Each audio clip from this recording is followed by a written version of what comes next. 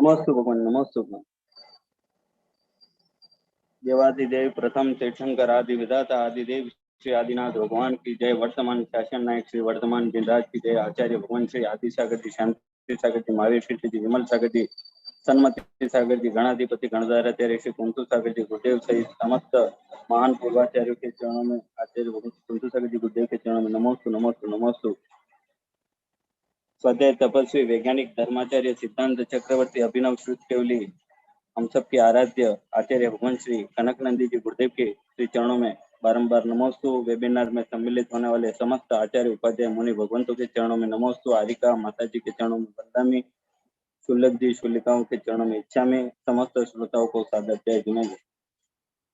योग निर्माता भगवान ऋषभदेव, अनादिकालीन वैश्विक संस्कृति जिसमें आचार्य भगवान द्वारा कल बहुत ही सुंदर जो चार कर्मों के अनुसार जो चार वर्णों की जो स्थापना के बारे में गुरुदेव ने बहुत ही सुंदर हम सबको ज्ञानार्जन कराया कि यदि हम क्षत्रिय हैं और हम रक्षा नहीं कर पा रहे हैं या रक्षा के कार्य से हम विमुख हो रहे हैं तो हम क्षत्रिय धर्म के दोषी हैं। और यदि हम व्यापार कर रहे हैं और उसके आय का हम हिस्सा दूसरों की सहायता या राष्ट्रकोष में नहीं दे रहे हैं तो हम वैश्य धर्म के दोषी हैं। साथ ही गुरुदेव ने बताया कि यदि हम ज्ञानी हैं, पंडित हैं, विद्वान हैं, साधु हैं और जनता को धर्म का, शांति का, सदाचार का, अपरिग्रह का, 5 पापों से रहित होने का उपदेश नहीं दे रहे हैं तो हम ब्राह्मण पुरोहित वर्ग धर्म के दोषी हैं। और गुरुदेव ने बताया कि यदि हम कोई जनप्रतिनिधि हैं, प्रधानमंत्री से लेकर राष्ट्रपति से लेकर सरकारी अधिकारी, हम किसी भी सर्विस में हैं और अपनी सेवाएं न्याय संगत नहीं दे रहे हैं तो हम शूद्र धर्म के दोषी हैं। इस तरह से गुरुदेव ने चार वर्णों के साथ साथ भगवान आदिनाथ के दंड विधान का भी बहुत सुंदर विवेचन अभी चल रहा है। कल जिसने भी सुना होगा वो पूरा विषय बिल्कुल नया, और हम जैसे जो बिल्कुल अज्ञानी हैं उनको भी ये विषय अभी इतना अच्छा समझ में आ रहा है और आनंद का अनुभव हो रहा है। निश्चित ही यह गुरुदेव की विचित्र विलक्षण ज्ञान शैली है। आज स्वाध्याय सभा को आरंभ करने से पूर्व सूचना ये है कि प्रोफेसर टीकमचंद जी आज गुरुदेव की आज्ञानुसार गुरुदेव के प्रवचन के पश्चात 4:30 पर गुरुदेव ने जो कल कहा उस पे वो विवेचना करेंगे, अपना विचार प्रस्तुत करेंगे। तो आज के स्वाध्याय को आरंभ करने के लिए मैं संगस्थ पूज्य मुनि श्री सुविज्ञ सागर जी गुरुदेव के श्री चरणों में बारंबार नमोस्तु करता हूँ। समस्त श्रोता की तरफ से नमोस्तु करता हूँ। उनके स्वास्थ्य लाभ की भी मंगल कामना करता हूँ और गुरुदेव से निवेदन करते हैं कि गुरुदेव अपने मधुर कंठ से गुरुदेव द्वारा रचित कविताओं में से हजारों कविताओं में से विषय संबंधित स्वाध्याय सभा को आरंभ करें। गुरुदेव नमोस्तु। नमोस्तु की जय। बोलो अनंतानंत गुण संपन्न आदि ब्रह्मा वृषभनाथ भगवान की जय। जय बोलो जिनवाणी सरस्वती माता की जय। जय बोलो परम पूज्य गणाधिपति गणधराचार्य श्री कुंतु सागर जी गुरुदेव की जय। बोलो परम पूज्य वैश्विक दृष्टि संपन्न आचार्य भगवंत श्री कनक नंदी जी गुरुदेव की जय। सत्य सनातन जैन धर्म की समस्त संत वृंद की। अभी मधोक जो बोल रहे थे, मधोक की अपेक्षा और भावना के अनुरूप ही 2 कविताएं प्रस्तुत है। इन 2 कविताओं के माध्यम से भी मधोक अभी जो कुछ बोल रहे थे और जैसी जिज्ञासा और आह्लाद प्रकट कर रहे थे, ये 2 कविताएं भी उनसे लेकर समस्त प्रतिभागियों का आह्लाद बढ़ाने में समर्थ है। ऐसी 2 कविताएं प्रस्तुत है। आप लोग ध्यान से सुनना, एक एक शब्द पे ध्यान देना।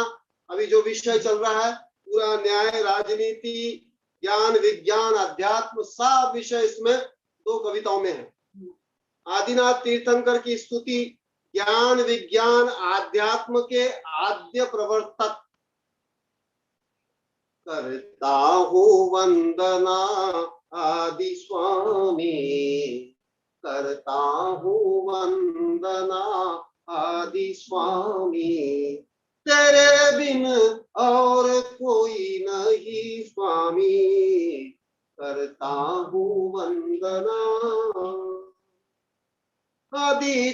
तीर्थंकर राजा स्वामी, शिक्षक न्यायाधीश कलागामी, साधु दिगंबर सर्वज्ञानी, समो शरणपति मोक्षगामी, प्रजापालनार्थी ज्ञान दिया, असीमासी कृषि वाणिज्य बताया, करता हूँ वंदना आदि स्वामी, करता हूँ वंदना। शिल्प सेवा का ज्ञान दिया, राजा बनकर न्याय किया, ब्राह्मी को अक्षर ज्ञान दिया, ब्राह्मी लिपि जो कहलाया, सुंदरी को अंक का ज्ञान दिया, गणित का शुभारंभ किया, करता हूँ वंदना आदि स्वामी, करता हूँ वंदना। भरत आदि जो पुत्र हुए, न्याय राजनीति ज्ञान दिए, अर्थशास्त्र युद्ध कला ज्ञान, शतपुत्रों को भी दिया ज्ञान, नीलांजना मरण को देखा, वैरागी बन के राज्य त्यागा, करता हूँ वंदना आदि स्वामी, तेरे बिन और कोई नहीं स्वामी, करता हूँ वंदना। ध्यान से जटा जूट तब बढ़ा, महायोगीश्वर ध्यान रूढ़ा, इक्षु रस से हुई तब पारणा, अक्षय तृतीया दीन गणना, पंचाश्चर्य महिमा आहार दान की, गुण गान चक्री ने बखाना, करता हूँ वंदना आदि स्वामी, करता हूँ वंदना। सर्वज्ञ आप हुए हैं आप, सर्व सत्य को जाना है आप, विश्व संबोधन किया आप, विमुक्त मार्ग के नेता आप, विश्व गुरु में आद्य आप, ब्रह्मा विष्णु जी शिव जी न आप्त मोक्ष गामी, करता हूँ वंदना आदि स्वामी, तेरे बिन और कोई नहीं स्वामी, करता हूँ वंदना। अंत में गिरी कैलाश गए, आत्म स्वभावों में स्थिर हुए, सर्व कर्म नाशी मोक्ष गए, लोकाग्र शिखरे वास किए, सच्चिदानंदमय आत्मलीन प्रभु, कनक नंदी को तब गुण भाए, करता हूँ वंदना आदि स्वामी, करता हूँ वंदना आदि स्वामी, तेरे बिन और कोई नहीं स्वामी, करता हूँ वंदना, करता हूँ वंदना। दूसरी कविता का शीर्षक है परम न्याय संविधान राजनीति के सूत्र, और आचार्य भगवंत ने ये कविता वर्ष 2014 में बेदला ग्राम उदयपुर के पास, वहां पर सृजित की थी परम न्याय संविधान राजनीति के कानून। इस कविता के माध्यम से, हाँ, पूरी गीतांजलि भी है इस पर। और आपको ज्ञात होगा कि गुरुदेव संविधान, राजनीति, कानून और दुनिया की हर ज्ञान विज्ञान की विधा का कितना ज्ञान रखते हैं। और इस गीतांजलि का नाम ही है अनुशासन गीतांजलि धारा 27। तो ध्यान से सुनिए। धर्मेण रक्षति रक्षितः, यह है सच्चा संविधान। धर्मेण हन्ति हन्त, यह सही दंड विधान। परित्राणाय साधूनाम, यह है परम रक्षा तंत्र। विनयश्च दुष्कृताम, यह है परम दंड विधान। जैसा बोओगे वैसा पाओगे, यह है न्यायिक प्रक्रिया। पश्चातापत फलश्च्युति, यह है क्षमा याचना। समताचरण ही परम चरण, यह है साम्यवाद। परस्पर उपद्रव जीवानाम, यह है समाजवाद। प्रजा सुरक्षा तथा समृद्धि, यह है राज्य नीति राज्य शासन।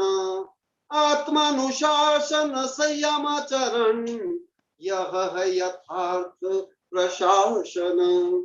आत्म साक्षी सही ज्ञान, यह है साक्ष्य विधान। कर्मों के बंधन होना, यह है बंदी सदन। कर्मानुसार भाव होना, यह है अधिवक्ता।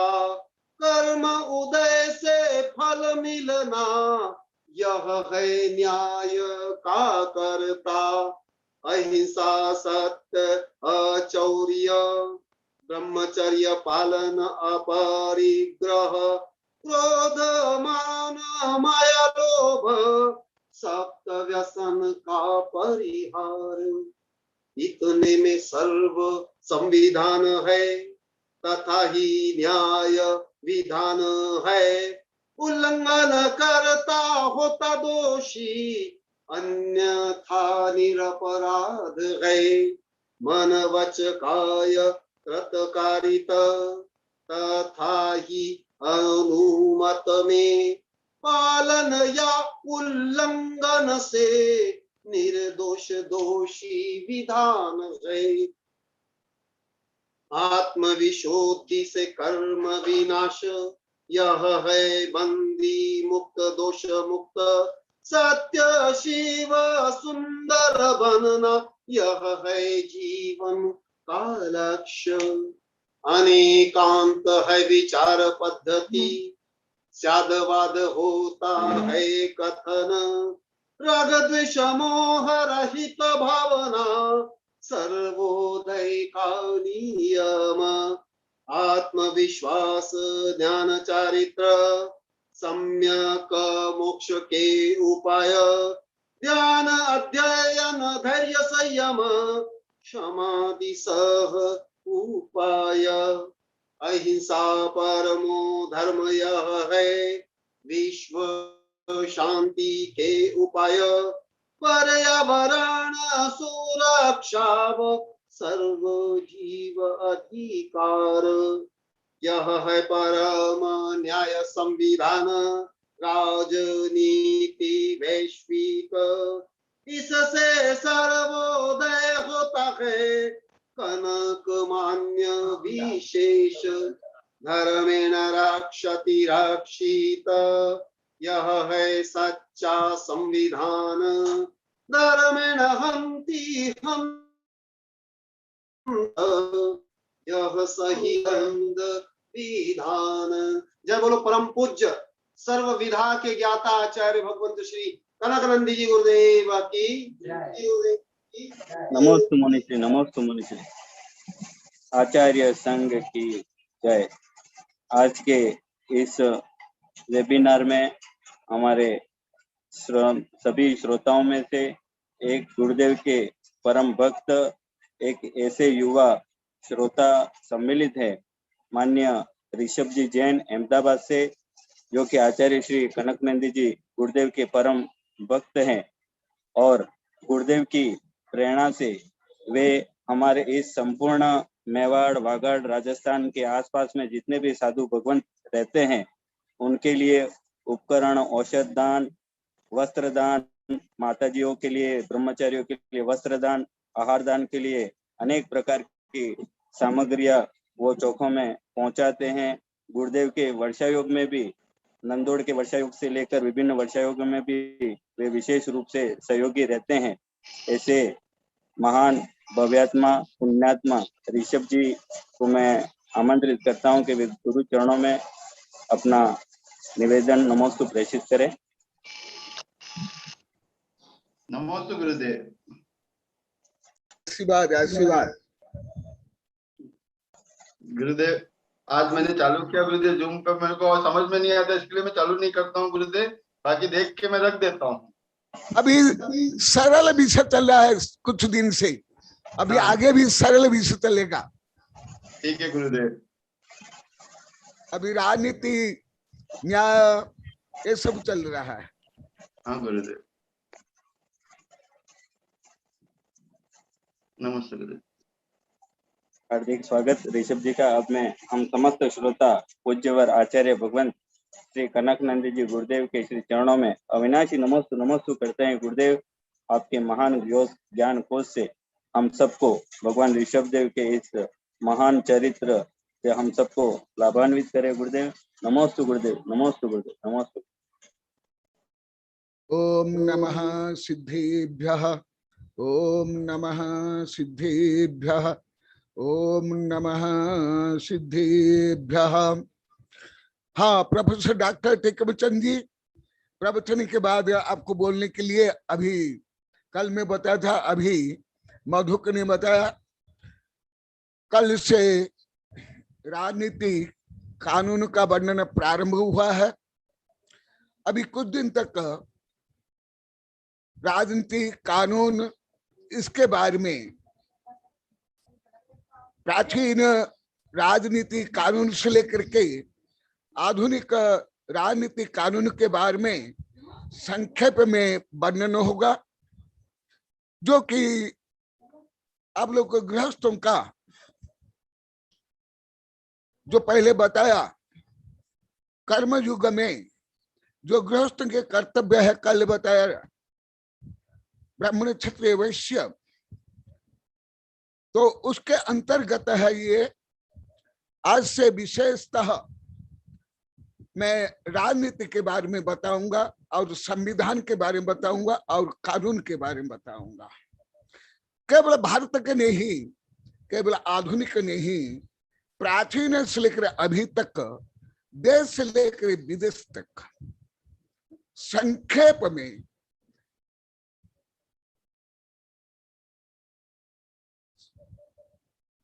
जो सर्वज्ञ भगवान ने जो बताया, आगे वो तो मैं रोज बताता हूं, वो तो परम आध्यात्म अनुशासन है, राजनीति है, जिसको आत्मानुशासन कहते हैं। परंतु उसके पहले गृहस्थों के लिए जो राजनीति है उसके बारे में बताऊंगा। सामान्य लोग सोचते हैं साधु संत को क्या ज्ञान है, ये गरीब होते हैं, अनपढ़ होते हैं, भिखारी होते हैं, खाना पीना घर में नहीं होता है, और साधु बन जाते, और राजनीतिक कानून विज्ञान गणित क्या जानते हैं। यहाँ के लोग को अभी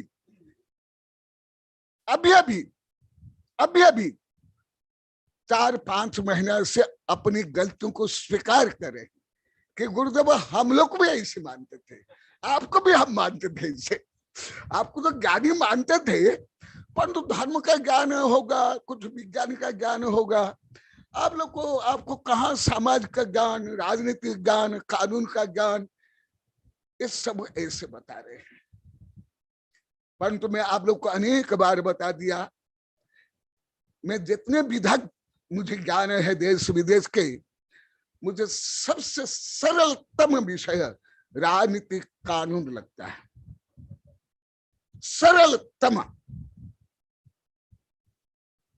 ये तो अभी इतना नहीं बताऊंगा, परंतु आज से मैं प्राचीन राजनीति ऋषभदेव से लेकर के अभी तक, भारत से लेकर के पूरी पृथ्वी के, और जितने भी राजनीति है समस्त राजनीति को अति संक्षेप में बताऊंगा। इसलिए कल ही मैंने मेरे एक प्राचीन शिष्य प्रोफेसर डॉक्टर टिकुम को इस कार्य के लिए नियुक्त कर लिया हूं पहले से ही क्योंकि ये विषय वो दिल्ली विश्वविद्यालय में पढ़ाते थे, और पहले भी अभी कभी कभी मैं तो ज्यादा करके आध्यात्मिक विज्ञान उच्च विषय ही चर्चा करता हूं, ये भी चर्चा करता हूं। तो वो विषय आज से चलेगा, जो कल मैं विषय बताया उसको पुनः रिपीट कर रहा हूं। राजनीति कहां से प्रारंभ हुई, कानून और दंड नीति कहां से प्रारंभ हुई, ऐसे कल परसों से बता रहा हूं। पुनः मैं मूल में जाता हूं, क्योंकि जब तक मूल स्रोत नहीं समझोगे आगे नहीं समझ सकते हो।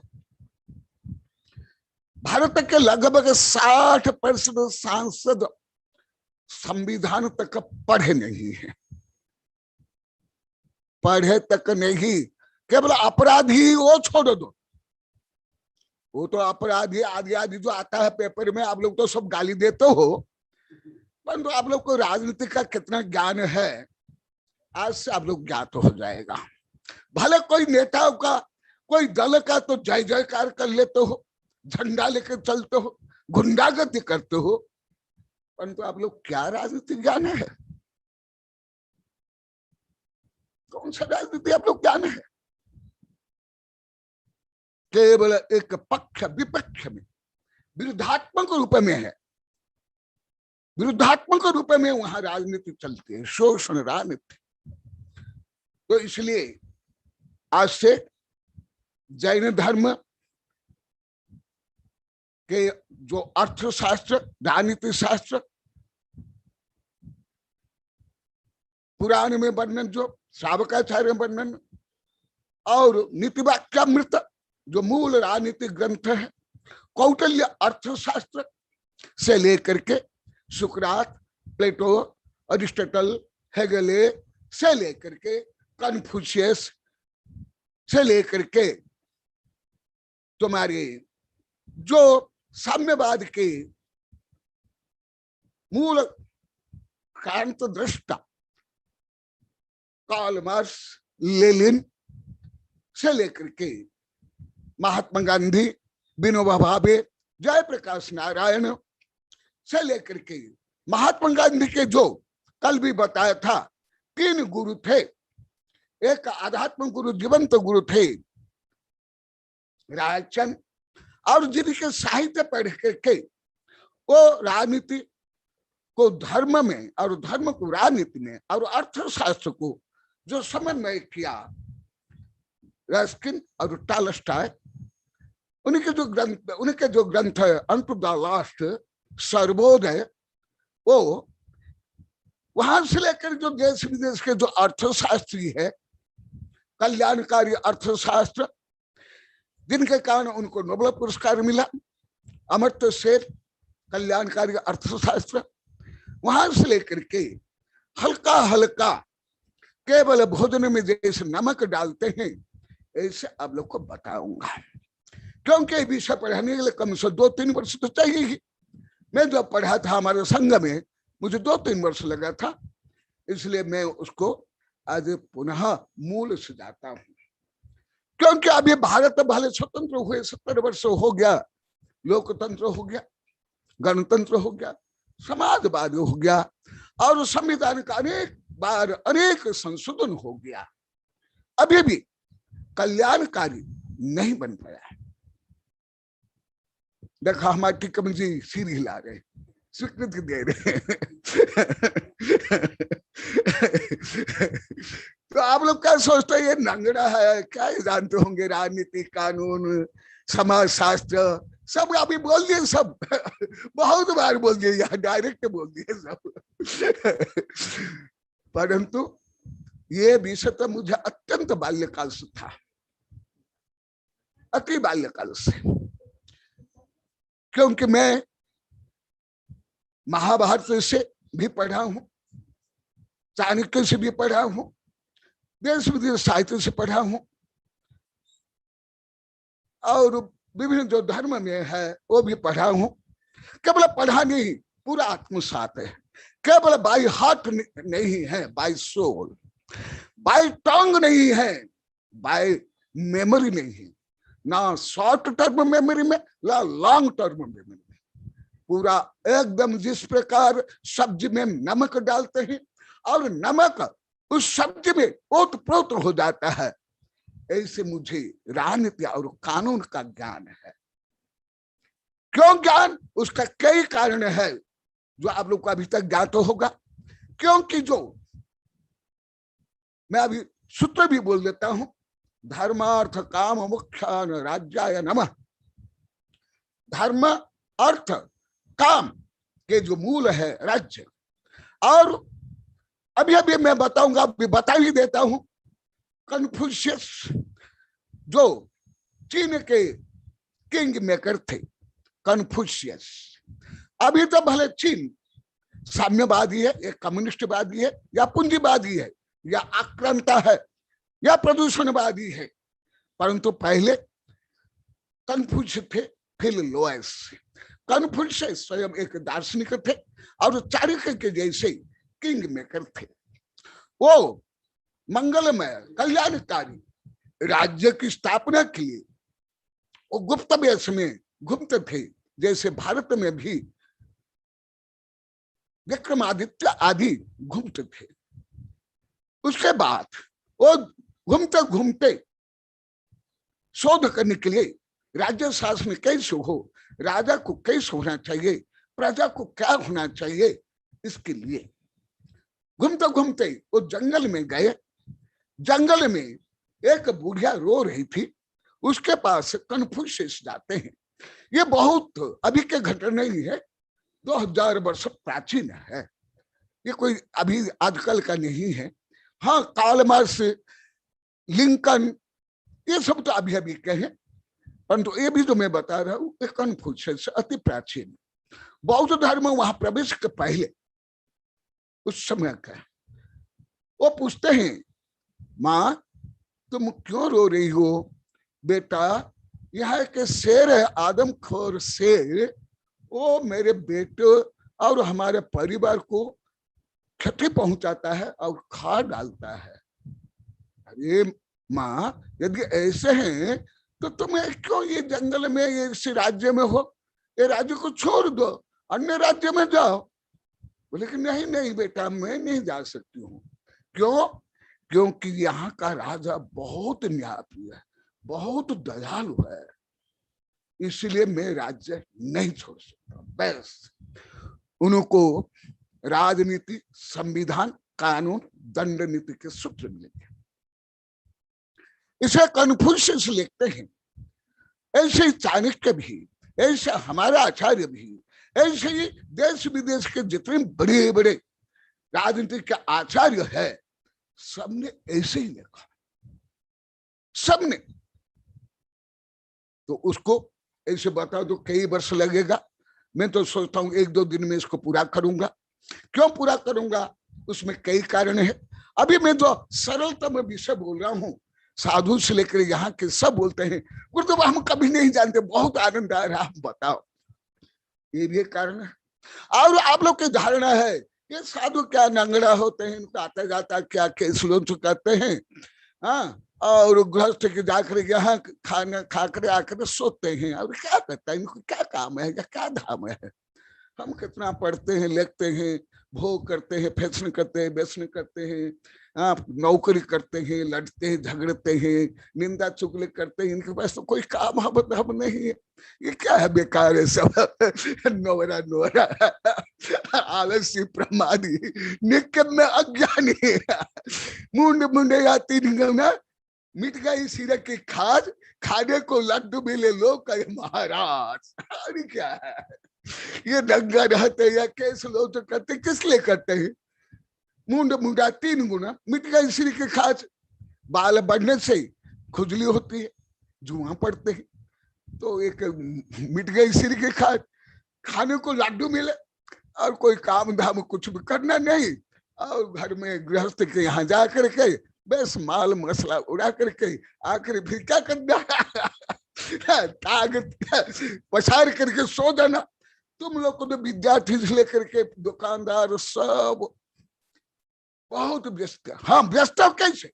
अस्त व्यस्त संत्रस्त कोल्लू का बैल, टेंशन कई शेर के टेंशन लेकर के घूमते हो, सोते हो, खाते हो, पीते हो।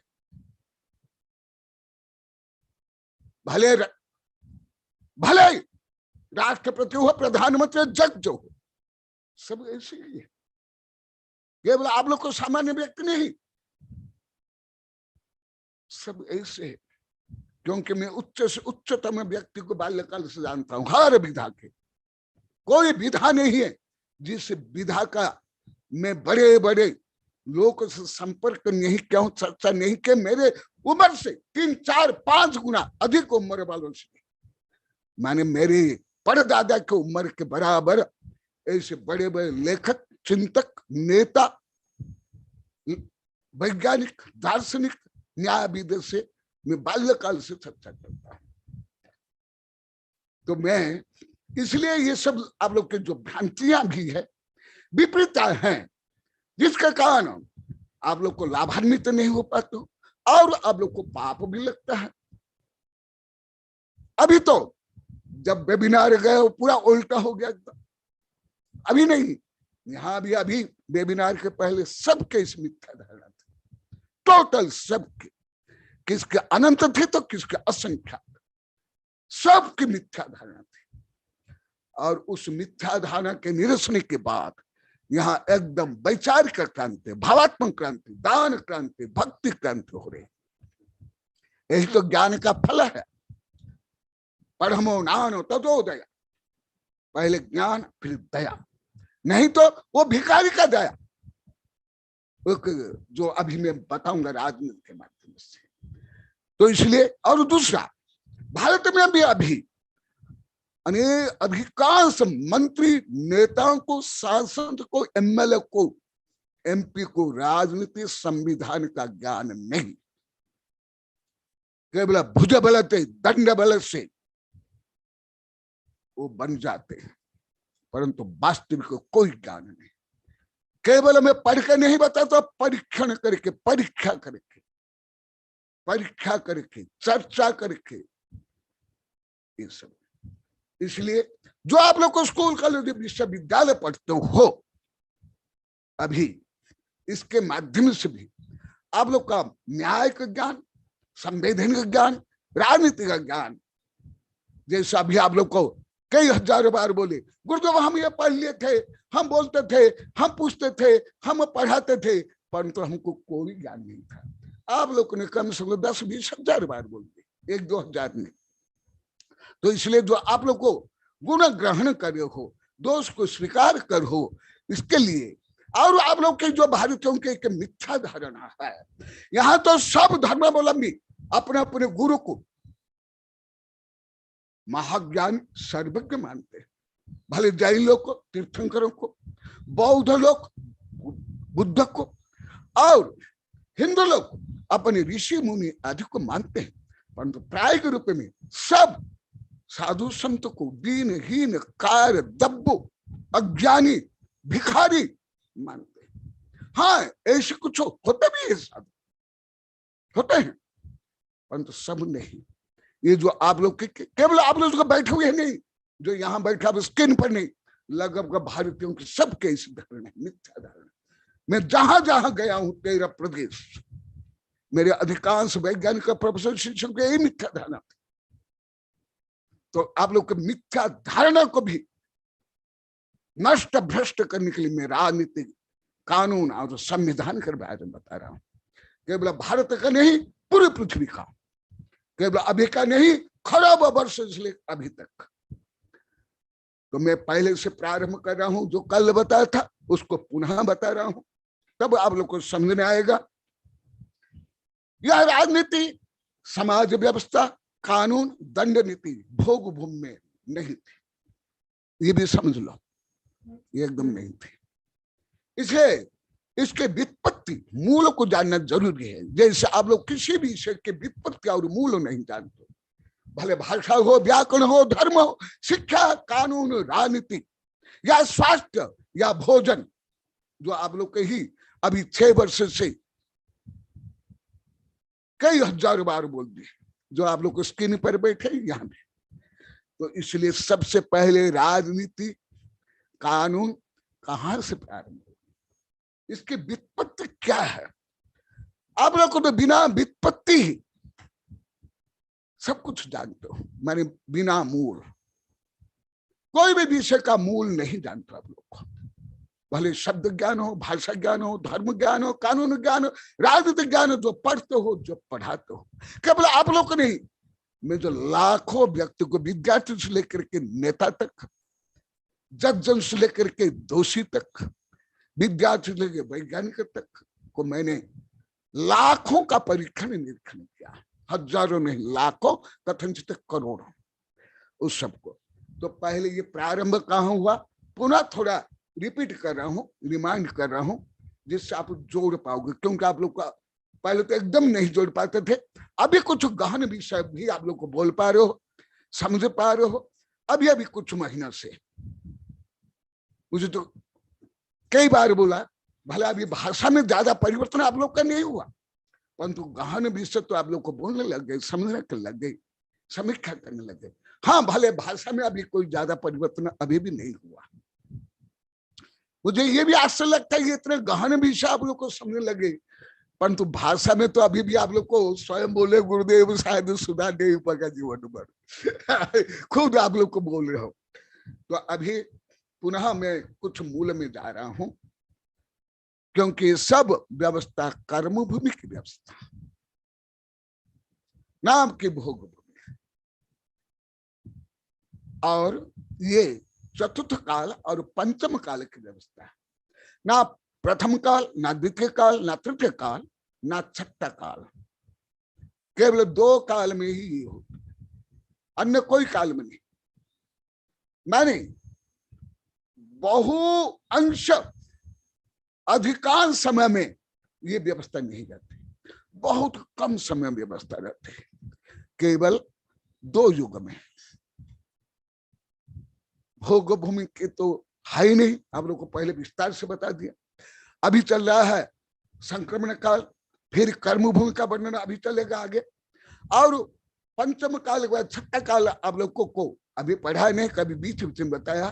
तो 2 काल में ही ये व्यवस्था है, कर्म भूमि में, वो भी चतुर्थ काल में, पंचम काल में, प्रथम द्वितीय तृतीय में नहीं, और छठा में नहीं, माने 4 काल में नहीं, और करोड़ में, करोड़ मानव वर्ष है, तो कोई 8-10 वर्ष केवल ये व्यवस्था रहती है, और इसी समय में समस्त क्रांतियां होती है।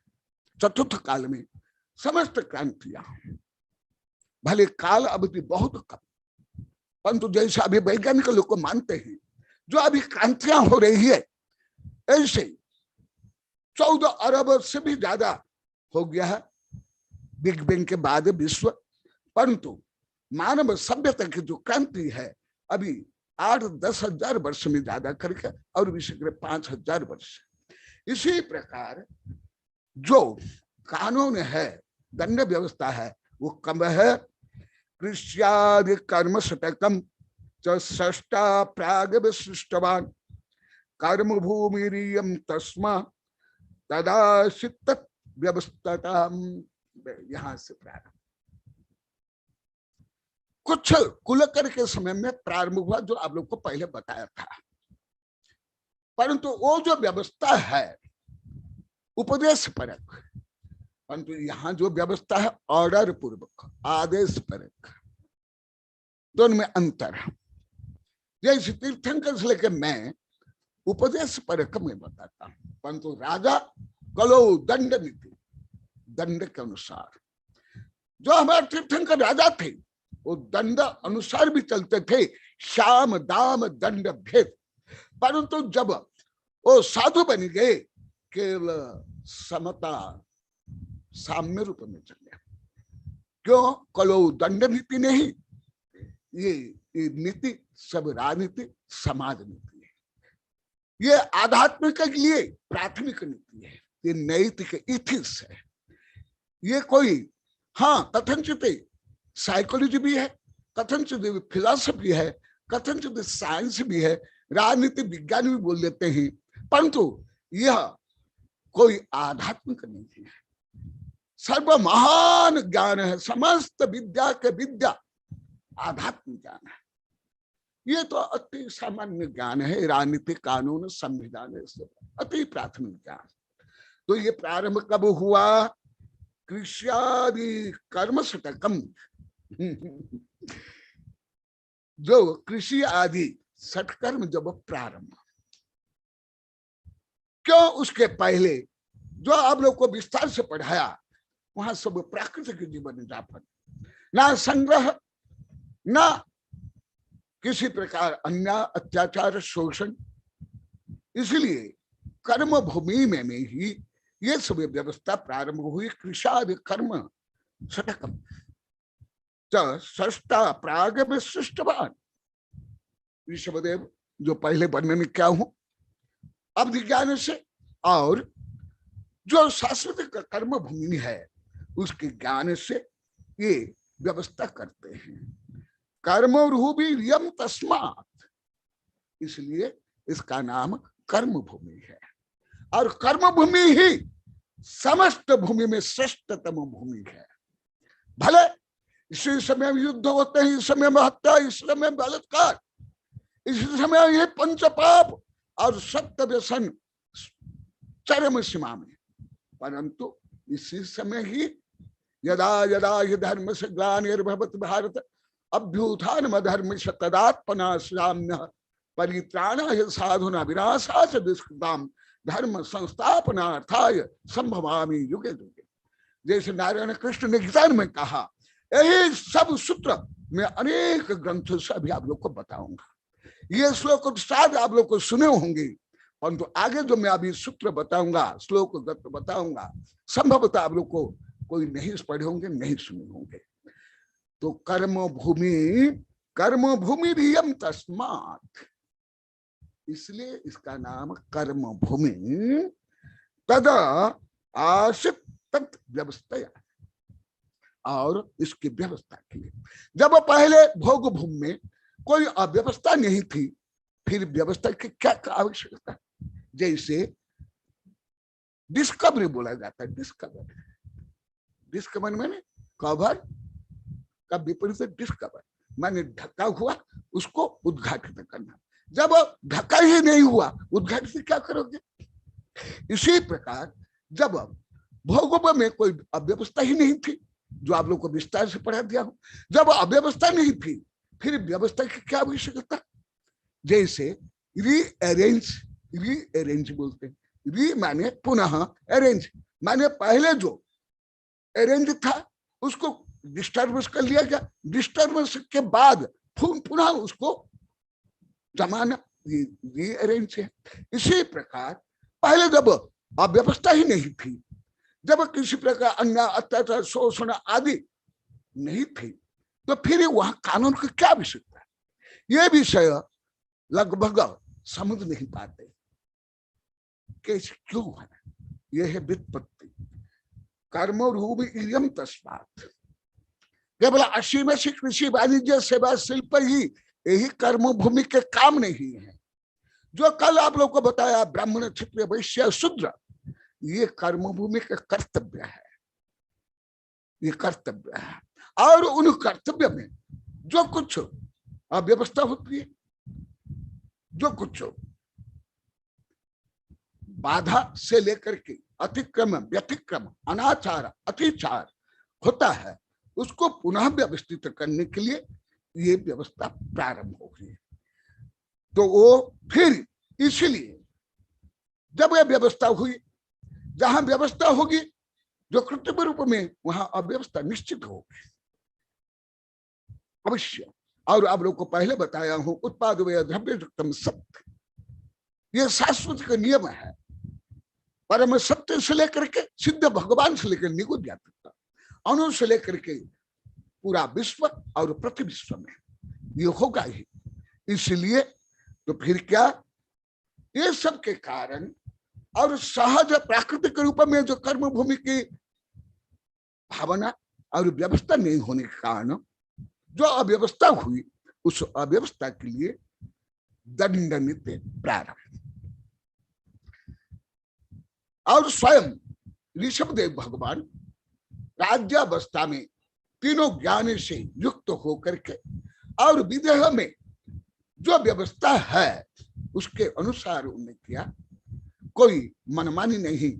जैसे धीरे धीरे मैं आप लोगों को बताऊंगा, जितने तानाशाही होते हैं, हिटलर हो, चंगेज खान हो, ये सब, या अभी आतंकवादी हो, और यहां तक कि लोकतंत्र हो, या राजतंत्र में भी हो, या साम्यवाद में, या पूंजीवाद में है, सब में कोई ना कोई, जो मैं अभी श्लोक सहित वो बताऊंगा, अवश्य वहां विकार उत्पन्न करते ही और होता ही है। तो उसके लिए क्या है, जैसे शरीर में शारीरिक, मानसिक, आध्यात्मिक आदि व्याधि, उपाधि, कर्मज, रोगज आदि रोग उत्पन्न होते हैं।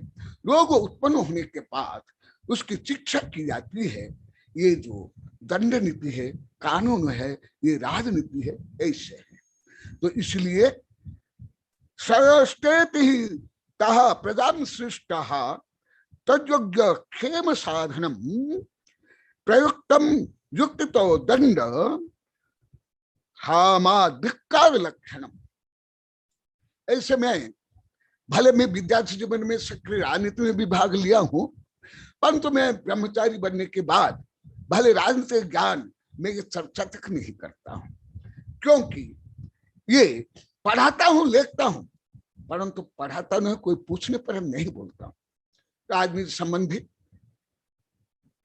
भले अनेक साधु संत जिनको ज्ञान भी नहीं है, वो ये सब राजनीति के बारे में बोलते हैं और फंस जाते हैं, बाद विवाद होता है, परंतु मैं नहीं बोलता हूं, क्योंकि गृहस्थ भी जो प्रतिमाधारी है, वो जो किसी के हार और जीत वो चिंता भी नहीं कर सकते हैं। आप लोग को पढ़ा दिया हूं 6 ढला में। इसलिए मुझे ज्ञान होते हुए भी मैं किसी को वोट दो, किसको मत दो, किसका विरोध करो, कोई पार्टी अच्छी है, कोई पार्टी गलत है, मैं नहीं बोलता हूं। हाँ, कभी कभी पहले भविष्यवाणी करता था और वो सत्य सिद्ध होता था कि कौन पार्टी राजनीति में विजयी बनेगी, कौन परास्त होगी, आदि आदि।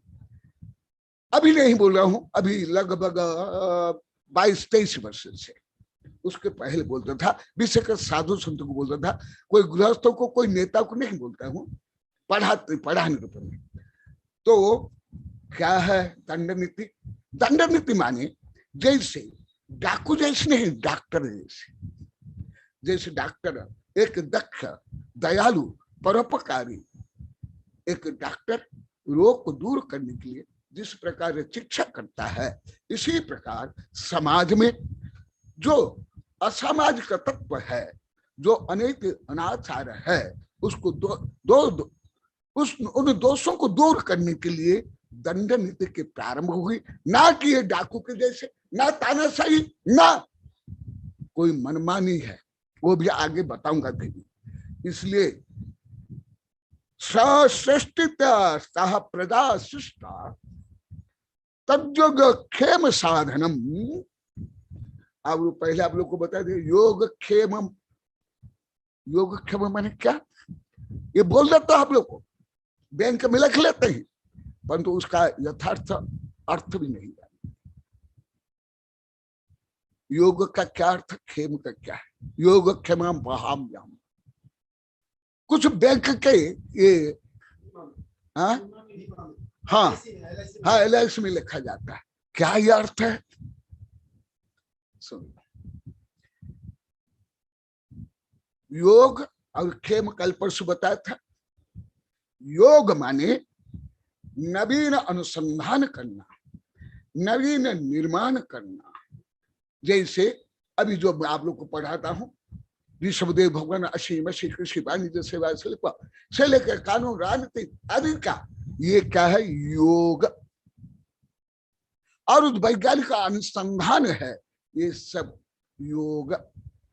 आप कुछ नवीन सीखते हो, पढ़ते हो, वो सब योग। आप लोग तो ज्यादा से ज्यादा धन में लगाते हो, व्यापार में लगाते हो, माने सब कुछ आकाश को डिब्बे में भर लेते हो। इतनी क्षमता है आप लोग को जो भगवान भी नहीं करते, कोई भूत प्रेत भी नहीं करते, जादू विद्या में है। योग माने ये होता है, योग माने प्लस करना, वृद्धि करना, इन्वेस्टमेंट करना, ये है योग। सब केवल धन के नहीं, सबके योग। और योग क्षेम, क्षेम माने क्षेमम सर्व प्रधानम प्रभवत बलवन धार्मिक भूमिपाल। आप लोग पढ़ते हो, उसको लेकर भी मैं अभी राजनीति के बारे में बताऊंगा। वो क्या, भले आप लोग पूजा में पढ़ते हो, उसमें ये सब है, शांति धारा में भी है, पूजा में भी है, सब में। और मेरी पूजा में, मेरे द्वारा अच्छी तो पूजा में, आरती में बहुत ज्यादा, ये सब ये भी आप लोग को सुने होंगे। अन्य तो कम है, अन्य में केवल कुछ माता पिता भाई बहन ये सब का वर्णन, कब जन्म लिए, कब मरे, कब मोक्ष गए, कब ताप साधना की, ये वर्णन अधिकार से कहे, परंतु मेरी तो कम है। इसे क्षेम माने क्या? क्षेमम सर्व प्रधानम, ये भी राजनीति है, ये भी धर्म नीति है। क्षेम माने कुशलता, संरक्षण, सुबी उसको व्यवस्थित करना। ये पुलिस माने क्या जानते हो? थाना माने क्या, क्या जानते हो? क्या उसका अर्थ है? पुलिस थाने में क्या अर्थ है? पुलिस का क्या अर्थ है?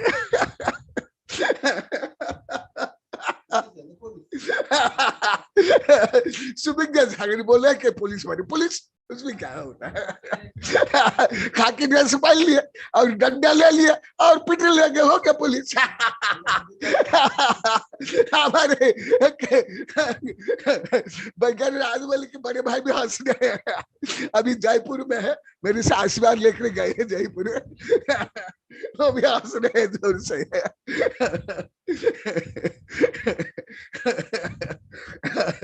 तो अभी मैं आप लोगों को सामाजिक ज्ञान, राजनीतिक ज्ञान, राष्ट्रीय ज्ञान या स्कूल कॉलेज विश्वविद्यालय का ज्ञान दे रहा हूं। एक साथ खगोल, भूगोल, इतिहास, पुराण, राजनीति आदि सब ज्ञान, सामाजिक ज्ञान, संविधान, कॉन्स्टिट्यूट, ये सब का ज्ञान दे रहा हूं, परंतु बहुत कम, करोड़ों अरबों भाग।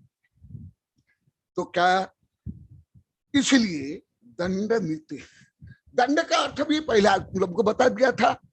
दंड नीति ये व्युत्पत्ति परक है, दंडा से दंड माने पहले, दंड से हा माधिक, ये पहले हुआ, जो पहले बता दिया था। यहां भी लिखा हुआ प्रयुक्तम युक्त तो दंड हा माधिक का लक्षण। पहले जैसे किसको थोड़ी सी खांसी जुकाम है तो डॉक्टर क्या करता है? उसकी नाक, उसके गले, उसके सिर ऑपरेशन करके अलग करता है ना? नहीं, ये सामान्य रोग। इसी प्रकार जो सामान्य दोष है, प्रायश्चित ग्रंथ के अनुसार भी उसको कम दंड दिया जाता है। प्रायश्चित आध्यात्मिक दंड विधान है, और मैं जो आप लोग को पढ़ा रहा हूं ये राजनैतिक सामाजिक दंड विधान, ये दो। और जो प्रायश्चित है वो श्रेष्ठ है इससे भी, क्योंकि वो स्वच्छता से, पवित्रता से होता है, ये ऐसे नहीं। तो पहले जो पहले आप लोग को पहले बताया हूं, हामादिक, पहले वाचनिक होता है। जैसे आप लोग को प्रायिक रूप में देखा, छोटे छोटे बच्चे शरारत करते तो आप लोग तो उसको शैतान बोल देते, शरारत करने वाले। शैतान मान जानते हो शैतान का क्या अर्थ है? क्या अर्थ है शैतान माने? भले आप प्यार से बोलते, बहुत दुष्टतम शब्द प्रयोग करते हैं, बहुत खराब शब्द। मुसलमान में जो सबसे दुष्ट, दुर्जन, हत्यारे, बलात्कारी, पापी होते हैं, उसको शैतान बोला जाता है मुसलमान में। और ये मुसलमानी शब्द है। और तुम लोग को मासूम प्यारे बच्चों को भी शैतान बोलते हो, अति सहज। और एक शब्द बोलते हो पगला, पगला, पगला। और क्या बोलते हो? सुबह के साढ़े मुझे सहयोग करते हैं, ये शब्द भी मुझे नहीं आते हैं, इसलिए लोग को सहयोग करे मैं बोल रहा हूँ। उनसे मैं सुन कर बोल रहा हूँ। और क्या बोलते हैं? बदमाश, बदमाश। हे भगवान, तुम लोग को कोई मनोविज्ञान में नहीं जानता, शिक्षा मनोविज्ञान में नहीं जानता। मैं आप लोग को एक दिन बताया था, ऐसे तो मेरी बहुत किताब में बहुत सब लिखा हूं, सर्वोदय मनोविज्ञान से लेकर मनोविज्ञान, बहुत एक कथा कहानी दिया हूं। आप लोगों को एडिशन के बारे में बताया था, स्कूल से निष्कासित कर लिया गया, तथापि माँ क्या बोलती है? बेटा तुम इतना योग्य हो, वो स्कूल तुम्हारे योग्य नहीं। और तुम लोग क्या बोलते हैं? बदमाश। और क्या बोलते हैं? शैतान। और क्या बोलते हैं? गधे के बच्चे, पगला, 100 नंबर नहीं लाया, 90 नंबर लाया, खाना नहीं दिया जाएगा। हे भगवान, तुम लोग को क्या करते हो? माता शत्रु पिता वैर बाल न पठिता न सभन्ते सभा मध्य हंस मध्य बकौलत। माता शत्रु और पिता वैर का काम आप लोग करते हो पढ़ाई के नाम पर। इसलिए भारत जो विश्व गुरु रहा, आज भारत को कितने नोबेल पुरस्कार मिला? केवल एक और किसने लिखा है? उल्लू के क्या पट्टे किसने लेकर के भेजा है, ऐसे बोला जाता है। अच्छा, हरि का आस्था से लिखा है।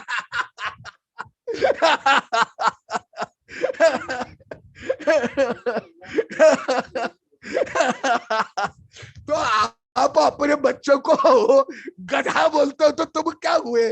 माँ बनी गधी और पिता बना गधा।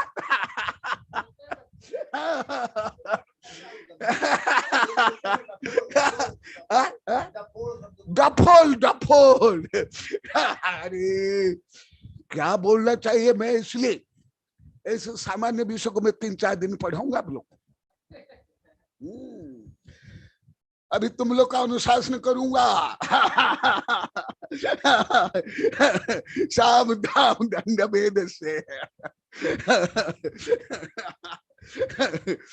क्या बोलते हो? मदाला शादी क्या बोलती थी? मेरी कई किताब पढ़ लो। मैं तो पहले बहुत हजार प्रवचन किया हूँ स्कूल कॉलेज में सब में, अभी तो छोड़ दिया। माता पिता को क्या बोलना चाहिए? मेरी किताब में देखो कहानी है, चित्र सहित है। सिद्धोसि बुद्धोसि निरंजनोसि संसार माया परिवर्जितोसि संसार स्वप्न त्यजमोहम निद्रा मदालसा वाक्य मुवाच पुत्र। ये लोरी में ऐसे बताना चाहिए, तुम शुद्ध हो, बुद्ध हो, परमात्मा हो, विश्व का, तीनों का स्वामी हो तुम। ऐसे बच्चों को बोलना चाहिए। शुद्धोसि बुद्धोसि निरंजनोसि संसार माया परिवर्जितोसि। ये संसार के माया बंधन से तुम परे हो। संसार मोह त्यजमुक्त, ये पहले बोला जाता था मेरी किताब में, बहुत है, पढ़ लो आप लोग को। ऐसे बोलना चाहिए। यहां से घर के अनुशासन से, परिवार के अनुशासन से, बच्चों के अनुशासन से लेकर के राष्ट्रीय अंतर्राष्ट्रीय अनुशासन होता है। Charity begin from home. इसलिए केवल कोई नेता बने क्या, प्रधानमंत्री बने क्या, कोई जरूरी नहीं है कि उसको शासन करना आता हो, भले लोकतंत्र में हो या साम्यवाद में हो। गुंडागर्द करके बन जाते हैं रावण, कंस, हिटलर जैसे। तो इसलिए आप लोगों को तुम्हारा सामाजिक नीति, पारिवारिक नीति, राष्ट्र नीति, धर्म नीति, स्कूल कॉलेज की नीति, इस सब को लेकर के संक्षेप में बता रहा हूं। तो क्या देखा, किसके लिए दंड, सबके लिए दंड।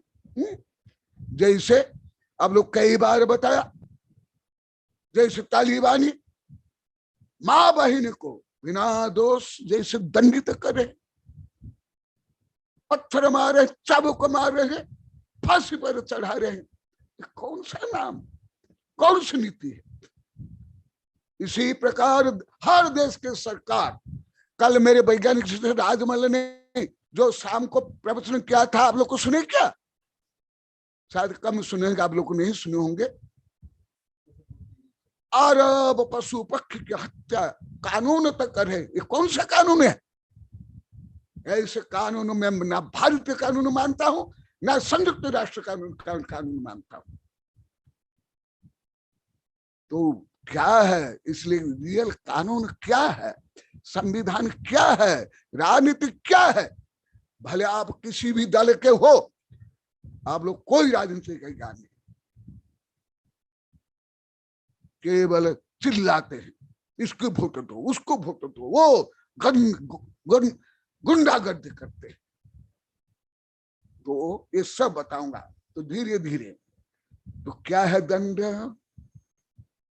क्या है दंड? दुष्टानम निग्रह शिष्ट प्रतिपालन नित्यम नह पुराशित क्रमो यस्मात् प्रजा सर्वा निरागसः। प्रजा दंड धरा भावे वास्य न्याय शयन तमुः ग्रस्तत्यन्तः प्रदुष्टेनम निर्बल ही बलियसा। ये जो विषय है, ये मैं लगभग देश विदेश के प्राचीन से लेकर आधुनिक सब राजनीति कानून के मूल है। अभी कई श्लोक सूत्र बताऊंगा, तो केवल प्रस्तावना है। जैसे कल से बता रहे हैं, अभी अभी मधु को भी बोला, बहुत कल भी बोला मधु को, अभी भी बोला। ये जो कल गुरुदेव बताए, भले आपके लिए सरल, हम लोग के लिए बहुत अच्छा विषय है। और यहाँ सब जो बता रहे हैं, और मेरा व्यक्तिगत भी अनुभव बाल्यकाल से, और भले भले अभी भारत लोकतंत्र है, तथापि इस दृष्टि से हमारा भारत कितना लोकतंत्र है, कितना साम्यवादी शासन है, कितना प्रजातंत्रात्मक, कितना। मैं और संविधान भी अभी बताने वाला हूं, इंग्लिश में पढ़ कर बताऊंगा। संविधान में जो मूल में पहले लिखा हुआ, वो भी मैं पढ़ाऊंगा। तो क्या है दंड? जैसे डाकू मारता है, या तालिबान अभी जो कर रहे हैं, या रावण, या कंस, या जो अंग्रेजों ने जहां भी उन्हें शासन किया 50-60 देश में उपनिवेशवाद में, या अन्य देश भी जो उपनिवेशवाद में किया, या भारत में जो मुसलमान पठान गुलाम ने किया, वो क्या न्याय? एकदम नहीं। भले लिखित हो, कोई लिखित होने पर वो सही हो जाएगा। लिखित तो अन्याय, अत्याचार, पापाचार, दुराचार का भी वर्णन बहुत है। इसलिए ये भी जो भय दिखाते हैं, लिखित कानून का हाथ बहुत लंबा, ऐसे कानून का हाथ को काट डालो, ऐसे लिखित कानून को जला डालो, जिसमें ये सब नीति नहीं हो। जैसे सर्वज्ञ कवि ने कहा, अहिंसा में जैन धर्म मेरे सिर पर है, और हिंसात्मक धर्म को जला डालो। ऐसे ही चाणक्य ने से लेकर के हमारे जैन आचार्य ने बोला, मैं अभी श्लोक सहित बोलूंगा, श्लोक सूत्र सहित। अभी तक जो आप लोग को बीच बीच में राजनीतिक कानून के लिए बोलता था, ऐसे नहीं, पूरा इंग्लिश में, संस्कृत में, सूत्र में, देश के विदेश के आप लोग को सुन लो। आप तो रोज बताते गुरुदेव हम पहले कितना जानते, क्या नहीं जानते थे। अभी आप लोग को स्कूल कॉलेज का भी सब एकदम डायरेक्ट पढ़ा रहा हूं, आप लोग सुन लो। तो क्या दंड नीति? दुष्टानम निग्रह, जो दुष्ट है उनका निग्रह करना, वो भी उसकी पद्धति है। हा माधिक से लेकर के शाम दाम दंड भेद। कोई किसको खांसी होते ही उसका गला काट लिया जाता है। कल मैं बताया था, एक पालकी बाल है, उनकी भी मैंने बहुत किताब पढ़ी। वैज्ञानिक राजमल भी कल बताए थे और एक दिन बताए थे, नाना पालकी बाल को, उनकी भी मैंने बहुत किताब पढ़ी है। राजमल कल भी बोले थे रात को, पहले एक दिन बताए थे। वो तो कब एक उदाहरण दिए थे, मैं तो उनकी कई किताब पढ़ी थे। उनने भी जो न्याय के बारे में लिखा और कानूनों में जो लिखा है और जो प्रयोग होता है उसमें कितना सही कितना गलत बहुत विस्तार से लिखा है। मैं ये लगभग 27-28 वर्ष पहले पढ़ा था, रामगंज मंडी में, कोटा के पास में है रामगंज मंडी, वहां पढ़ा था। तो हाँ, आज तक मुझे करेंगे तो क्या है? दुष्टाना निग्रह, दुष्टों का निग्रह। जैसे चाणक्य बोलते हैं कांटा को कांटा से निकाल। इसका मतलब क्या? कांटा को कांटा से तो निकालो, परंतु कांटा से कुछ शरीर को, जो निरोग शरीर को, स्वस्थ शरीर को भेदने के लिए, छेद करने के लिए वो नहीं बोला जाता है। दुष्टों को जिस उपाय से जो साम दाम दंड भेद रूप में वो दूर करो। जैसे राम ने किया, पांडव ने किया, स्वतंत्र संग्राम ने किया, राणा प्रताप ने किया, शिवाजी ने किया, लाल पाल बाल गांधी ने किया, नरम दल से भी गरम दल वाले अच्छे किए। आप लोग को ज्ञान मान नहीं है। अब मत सोचो केवल इन लोग ने अच्छा काम किया, उनसे ज्यादा उनने क्या है आप लोग को पढ़े नहीं, जानते नहीं आप लोग कुछ। शिवाजी के बारे में पढ़ो, राणा प्रताप के बारे में पढ़ो, खुदीराम बोस से लेकर के लाल पथराय को पढ़ो, सावरकर को पढ़ो, जहां तो होगा।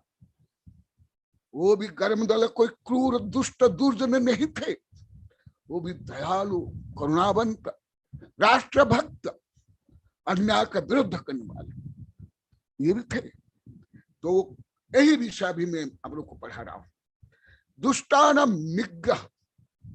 क्योंकि यदि दुष्टों का निग्रह नहीं किया जाएगा, जैसे मानसिक रोग संक्रामक रोग को फैलता है, ऐसे ये सामाजिक रोग फैल जाएगा।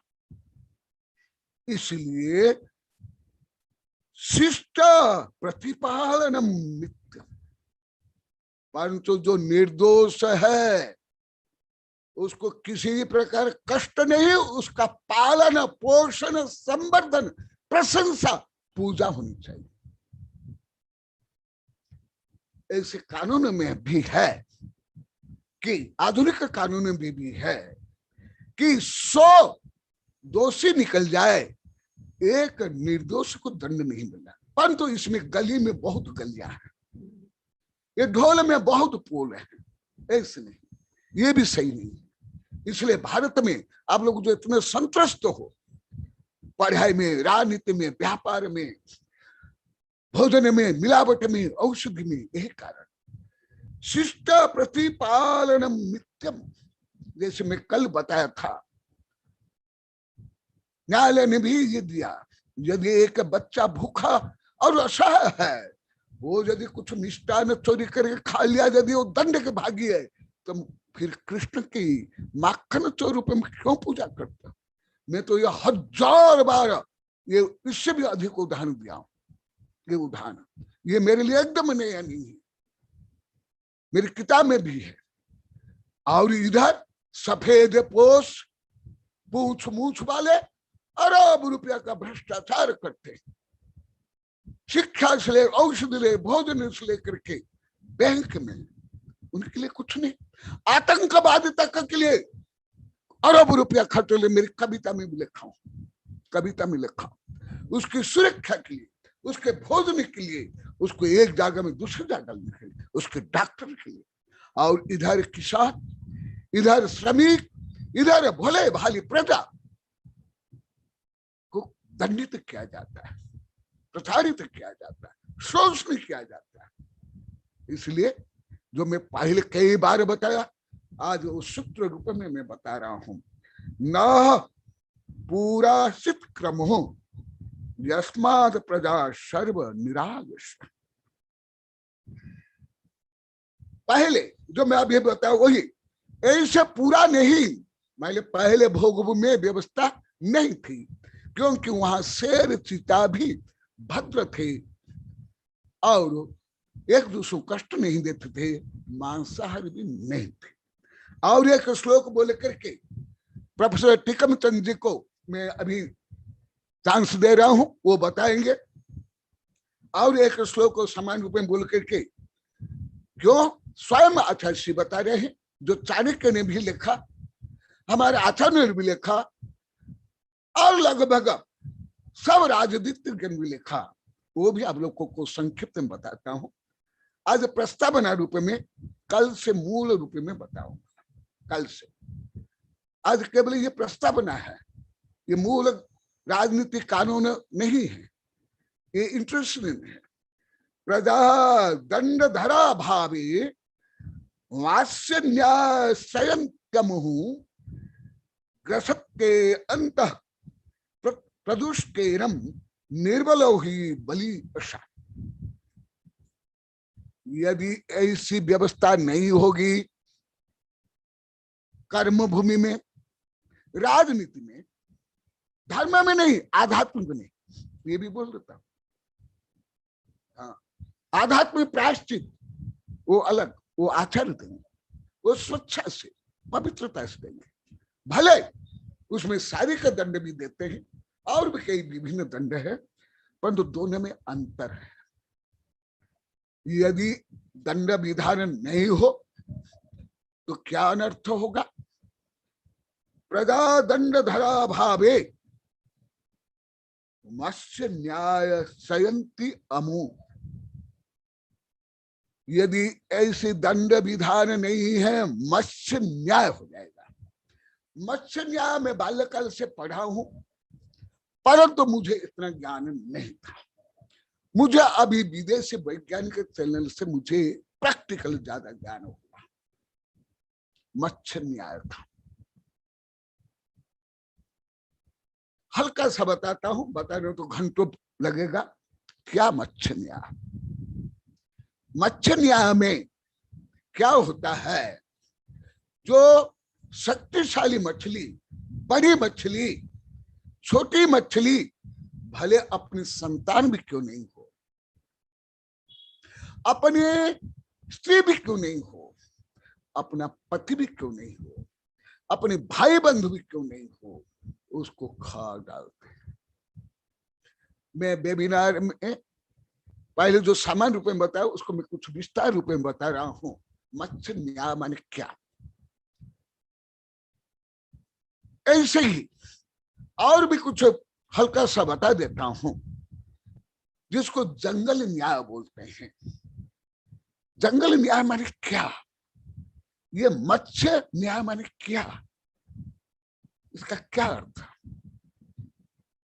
क्योंकि जंगल में माने जंगली पशु में कोई इसी प्रकार मानव उचित संविधान, दंड विधान नहीं होने के कारण वहां एक पशु अन्य पशु को, स्व प्रजाति को भी, स्व संतान को भी, स्व माता पिता को भी, स्व भाई को भी, सहोदर को भी गर्भ से खाना प्रारंभ करते हैं। कुछ उदाहरण भी दे देता हूं। सार्क, सार्क, सार्क जो समुद्र में है, उसके सैकड़ों दांत होते हैं, तीक्ष्ण दांत होते हैं। एक सेट गिरने के बाद दूसरा सेट उत्पन्न हो जाता है, जीवन भर उसके दांत निकलते रहते हैं। और सब मछलियां मांसाहारी होती है, सब सर्प मांसाहारी है, और अधिकांश पक्षी भी मांसाहारी है, बहुत पशु मांसाहारी है। तो ये जो मत्स्य का अभी मैं उदाहरण दे रहा हूं, क्या मत्स्य न्याय माने? मत्स्य न्याय ये केवल ये एक सूचनात्मक शब्द है। ये केवल मत्स्य के लिए नहीं, मनुष्य भी हो, मत्स्य भी हो, पशु हो, कीट पतंग भी हो। क्योंकि अभी टिकम जी बोलेंगे, ये विषय में कुछ कल भी बताऊंगा, आगे भी बताऊंगा। मत्स्य न्याय में और कुछ में विस्तार से बताऊंगा। मत्स्य न्याय जो मैं कोई देश विदेशी किताब में नहीं पढ़ाऊं, ना धर्म ग्रंथ में पढ़ाऊं, ना कानून, ना राजनीतिक संविधान में पढ़ाऊं, परंतु मुझे विज्ञान से ज्ञात हुआ, वैज्ञानिक चैनल से, इसलिए मैं इसको कुछ विस्तार से बताऊंगा। हमारे आचार्य ने मत्स्य न्याय क्यों दिया, इसका उदाहरण अन्य क्यों नहीं दिए, ऐसे क्यों दिया, वो कल और भी बताऊंगा। ग्रस्यन्त्यन्ते प्रदुष्टेन निर्बल ही बलीयसम्।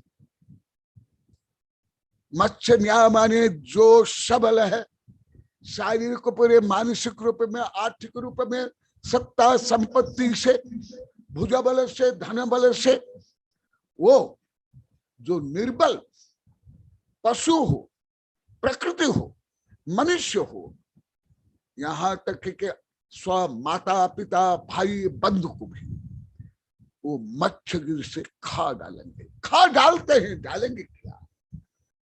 आप लोग को इतिहास में बहुत पढ़े होंगे। प्राय करके जितने मुसलमान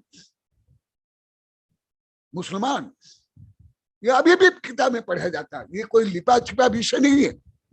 प्राय करके मुसलमान जो बादशाह होते हैं, वो अपनी संतान को या अपने भाई को या अपने पिता को जेल में डाल करके या उसकी हत्या करके वो सिंहासन में आरूढ़ होते हैं। ये अभी भी किताब में सब है। ये है मत्स्य न्याय, ये है मत्स्य न्याय। जिस प्रकार हिटलर ने किया, चंगेज खान किया, और कंस ने भी किया, रावण ने किया, ये सब मत्स्य न्याय।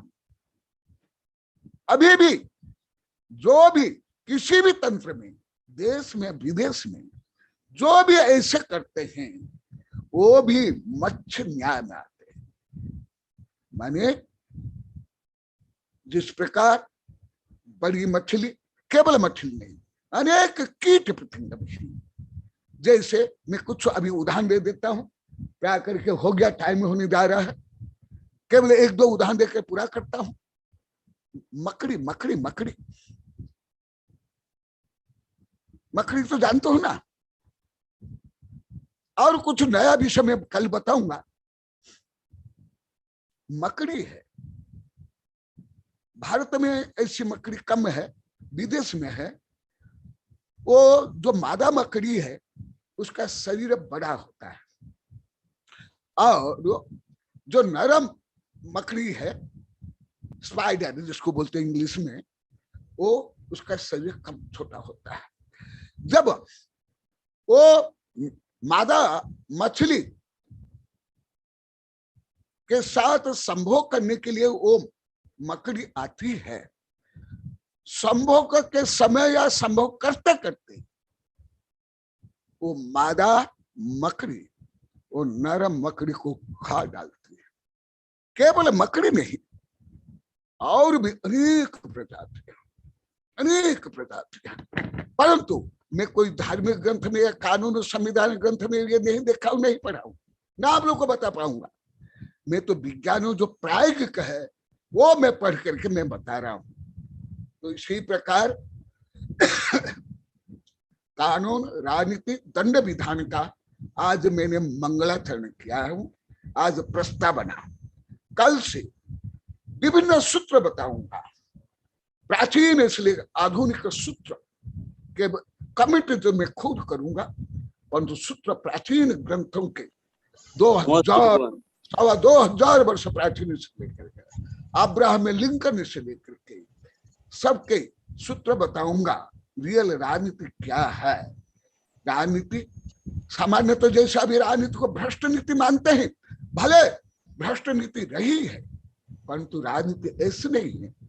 राजनीति ऐसे है जो व्यवस्था के लिए, विकास के लिए हो, उसको राजनीति कहते हैं। जय महावीर भगवान की।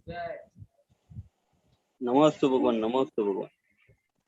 गुरुदेव की आज्ञा से अब हम गुरुदेव के अनन्य भक्त तथा हमारे इस भारतवर्षीय दिगंबर जैन समाज के विद्वान रत्न गुरुदेव के होनहार शिष्य प्रोफेसर टीकम चंद जी जैन साहब को हम आमंत्रित करते हैं कि गुरुदेव की आज्ञा अनुसार वे अपनी विवेचना प्रारंभ करें। प्रोफेसर टीकम चंद जी। बोलो।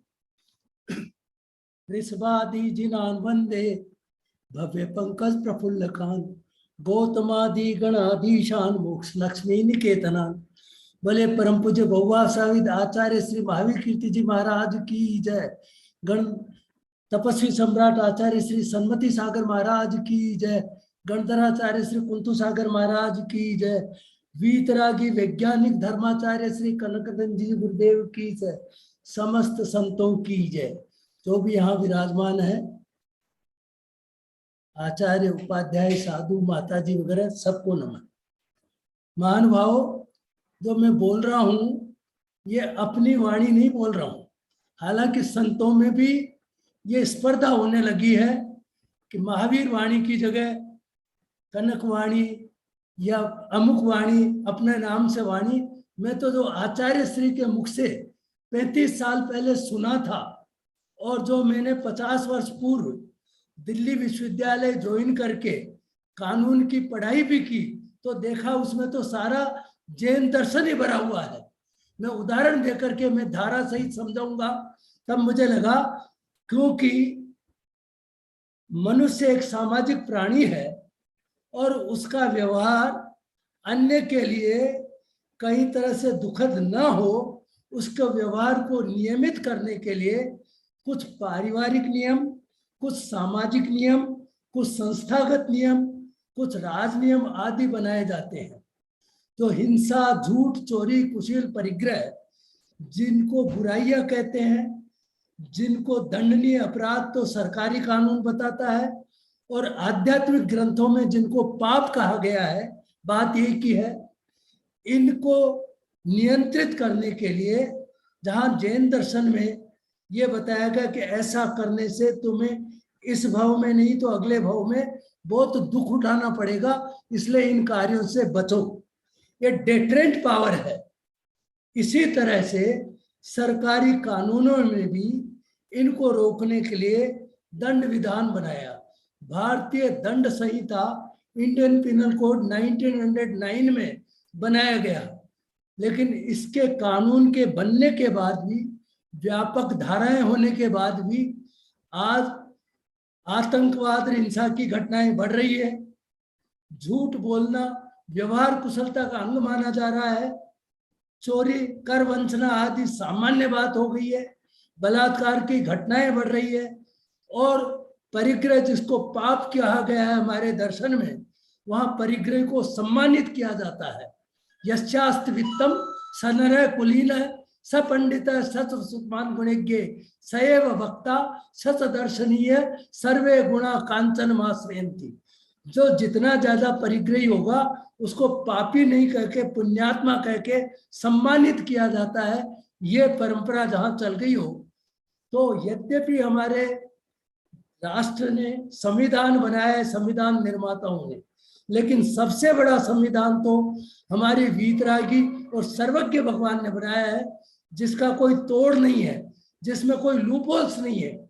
ये जो भारतीय संविधान या अन्य सरकारों द्वारा निर्मित विधान है, इसमें 3 मूलभूत कमियां हैं। एक तो छिप करके जो अपराध करते हैं वो प्रूफ के अभाव में दंडित होने से बच जाते हैं, लेकिन जैन दर्शन ने धार्मिक नियम ऐसा बनाया, अपराध करना तो दूर, तो अपराध करने के भाव भी मन में करेगा तो तुझे नरकादि दुर्गतियों में दंड भोगना पड़ेगा, कोई बचा नहीं सकता। पहली कमी है ये आज के कानूनों में। दूसरी कमी क्या है कि ये मानव निर्मित कानून होने के कारण इसमें कई लूपहोल्स रह जाती है, और उन लूपहोल्स या छिद्रों का सहारा लेकर के कुशल वकील अपराधी को बचाने में कामयाब हो जाते हैं, जबकि सर्वज्ञ और भगवान द्वारा निर्मित कानून में कोई लूपहोल नहीं है। और तीसरी कमी वर्तमान के कानूनों में यह है कि जो कानून को प्रत्यावर्तन करने वाले हैं, जो न्याय की कुर्सी पर बैठते हैं, सभी न्यायाधीशों को मैं नमन करता हूं, किसी पे कोई आक्षेप नहीं है। हमारे भारत में तो सभी न्यायाधीश निष्पक्ष है। अन्य जगह की बात कर रहा हूं कि वहां न्यायाधीशों को भी प्रभावित किया जा सकता है, प्रलोभित किया जा सकता है और न्याय की दशा को मुड़वाया जा सकता है, जबकि धार्मिक नियमों में ऐसी व्यवस्था नहीं है। तीर्थंकर भी बच नहीं पाए कर्मों का फल पाने से।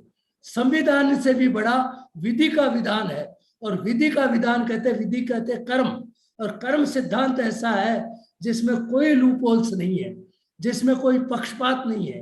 क्योंकि जैन दर्शन की परिभाषा जो गुरुदेव से 35 साल पहले सुनी थी मैंने, शाद्वादो वर्तते यत्र पक्षपातो न विद्यते अहिंसाया प्रधानत्वम जैन धर्म से उच्यते, ऐसी जैन दर्शन की परिभाषा है। मैं एक उदाहरण के जरिए वर्तमान के कानून की बताऊं कि भारतीय दंड संहिता जो 1909 बताई मैंने, उसकी 2 धाराएं हैं, 304A और 307। धारा 307 तो अटेम्प्ट टू मर्डर, यानी कोई किसी को मारने का प्रयास करे, यद्यपि किसी के द्वारा हाथ पकड़ लिए जाने के कारण उसका प्रयास सफल नहीं हुआ और वो मार नहीं सका, तो भी उसे 7 साल की सजा का प्रावधान है धारा 307 के अंतर्गत। और 304A है, रैश एंड नेग्लिजेंट ड्राइविंग करते हुए किसी ट्रक ड्राइवर ने सामने राहगीर को मार भी दिया तो अधिकतम 2 साल की सजा का प्रावधान है। 50 साल पहले मैंने सोचा ये ऐसी विविधता क्यों है, उसने तो मार दिया और इसने कुछ भी नहीं किया। तो जैन दर्शन का सिद्धांत याद आया कि मन एवं मनुष्याणाम कारणम बंध मोक्ष। और जब वहां कानून में को मैंने खंगाला तो वहां एक मेंशीरिया शब्द होता है, जो यहाँ कानूनविद भी बैठे हो तो जाने, जिसका नाम है गिल्टी इंटेंशन, यानी गिल्टी इंटेंशन प्रूव होने पर भी अधिकतम सजा का प्रावधान है। इसीलिए जो पागल है या बच्चा है या अवयस्क है, उससे वो अपराध बने और वयस्क से बने तो दोनों के दंडों में बहुत भारी अंतर सिर्फ इसलिए होता है कि उसका गिल्टी इंटेंशन हो ही नहीं सकता। जो मन के आधार पे सजा देने का प्रावधान सिर्फ धार्मिक नियमों में है।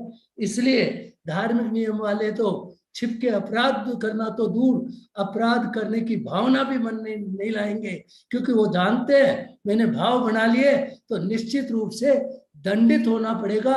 इस भाव में मत सही, अगले भाव में स्वर्ग का प्रलोभन और नरक का डर, इसकी आज की पीढ़ी चाहे कल्पित कह दे लेकिन ये डेटरेंट पावर रखती है।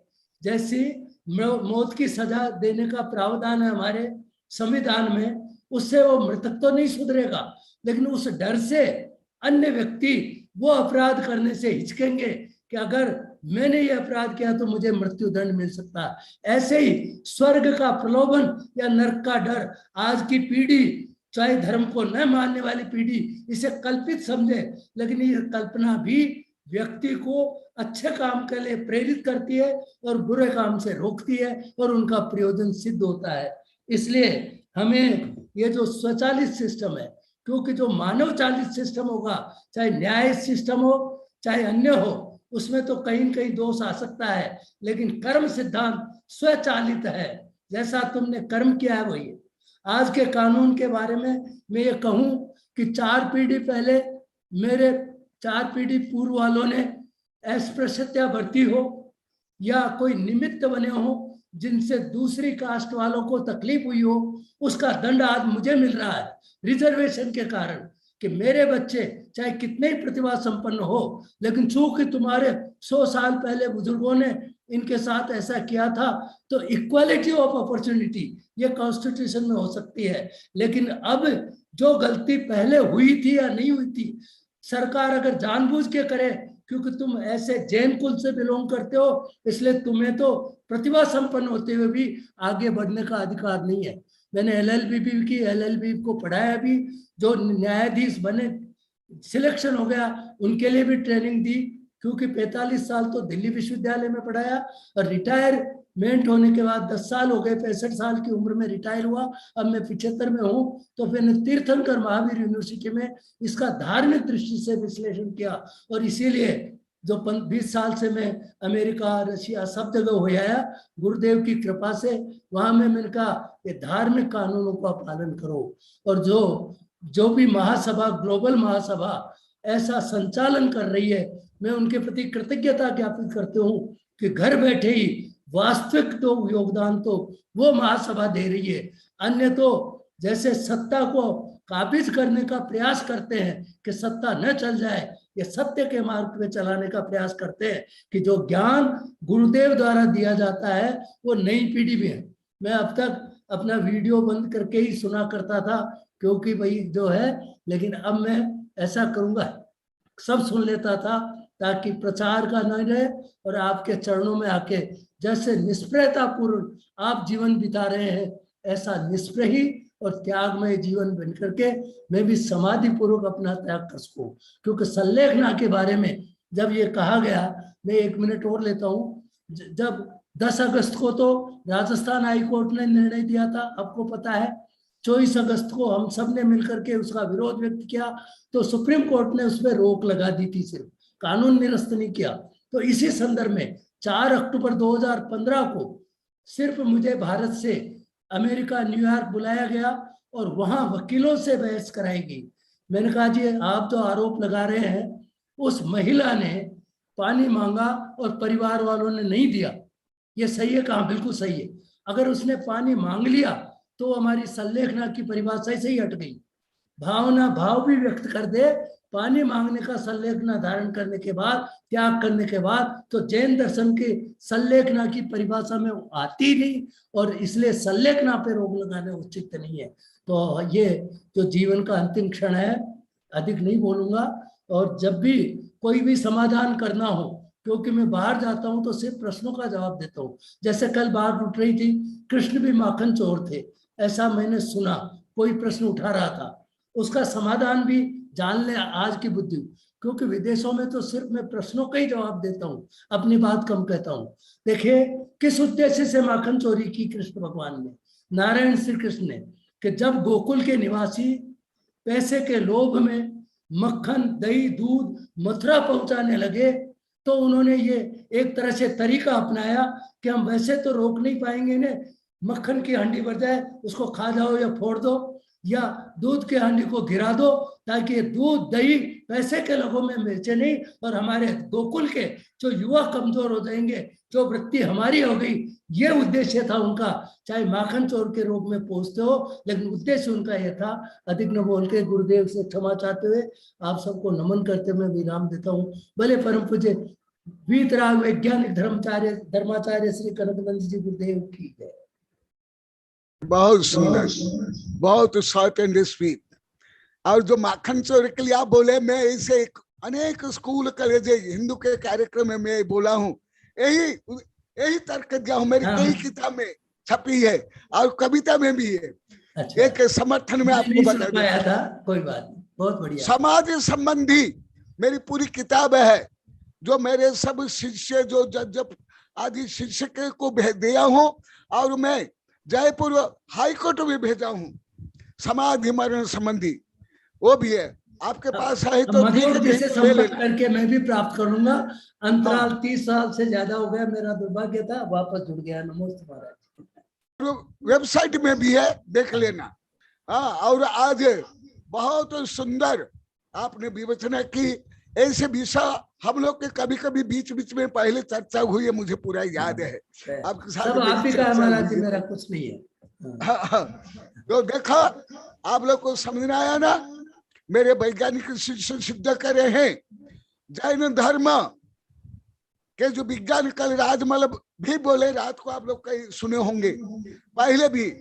अभी हमारे दिगंबर सितंबर जितने वैज्ञानिक प्रोफेसर शिष्य पूरी पृथ्वी में सिद्ध कर रहे हैं कि जैन धर्म कोई ऐसे संकीर्ण पंथवादी मतवादी झगड़ा करने वाला स्वार्थी, हाँ, केवल रुपया पैसा के आधार पर नहीं है।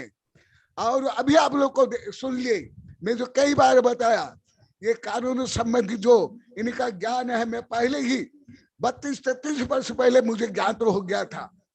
हाँ, ये पढ़े भी है, और इनके गांव पचमेर में भी शिविर लगा था, वहां भी आए थे, और कई जगह में आए थे। अभी कुछ वर्ष से नहीं आ रहे। आप लोग को ज्ञान तो हुआ जो मैं बोलता हूँ, ये खुद विश्वविद्यालय में पढ़ा रहे हैं, पढ़ाए कानून के ज्ञान। आप लोगों को मैं कई बार बताया हुआ इस वेबिनार में भी, जो जैन धर्म में कानून संविधान आज पूरे पृथ्वी में कहा नहीं है, केवल भारत में नहीं, इतना सर्वोच्च निष्पक्ष किसी भी तंत्र में नहीं है। वो विषय आज भी टीकम जी बताए, अभी कई दिन तक राजनीतिक कानून संबंध चलेगा, तो उसके भी कमेटी आपको करना है। हाँ, क्योंकि जिस विषय में जो तज्ञ है, विशेषज्ञ है, वो समीक्षा कर सकता है। अन्य को समीक्षा करने के लिए उनको अध्ययन करना पड़ेगा, सोचना पड़ेगा। तो परंतु आपका तो ये अध्ययन है ही, अपने धर्म भी पढ़ा, मेरे से भी पढ़े हो, तो इस संबंधी अभी जो कानून संविधान को बताऊंगा, हाँ, उस संबंधी भी आपको बोलना है। जय महावीर भगवान। समय हो गया। नमस्ते। इसको विरुद्ध रूप में प्रश्न है, विरुद्धात्मक प्रश्न वो करेंगे। जो मैं बोला और टेकोम जी बोली, इसके विरुद्ध में कोई पूछना चाहेंगे? गुरुदेव, कोई पूछने वालों का अधिकार है। गुरुदेव, आज बहुत ही सुंदर प्रवचन भी रहा, आपका ज्ञानामृत भी बरसा गुरुदेव, विरोध का सवाल ही नहीं उठता गुरुदेव। और आपके शिष्य भक्त विद्वान हमारे प्रोफेसर टीकम चंद जी ने जो विवेचना की गुरुदेव, बहुत ही आनंद आया। हर शब्द, एक एक शब्द सुनने योग्य था, और निश्चित रूप से आज की विवेचना से उनकी विद्वत्ता भी इसमें झलकती है गुरुदेव। निश्चित रूप से बहुत ही सुंदर आज का स्वाध्याय रहा। प्रोफेसर टीकम चंद जी का भी हम बहुत बहुत आभार और साधुवाद देते हैं। साथ ही आचार्य भगवंत श्री कनकनंदी जी गुरुदेव के श्री चरणों में जिनवाणी स्तुति पूर्वक सबको शुभाशीष प्रदान करे, ऐसा निवेदन करते हैं गुरुदेव। और हम चाहेंगे कि ये जब तक ये राजनीति और कानून का ये विषय चले, तो टीकम चंद जी निश्चित रूप से इसकी विवेचना करें, ताकि इसका सार, इसका वर्णन हमें और अच्छी तरीके से समझ में आए।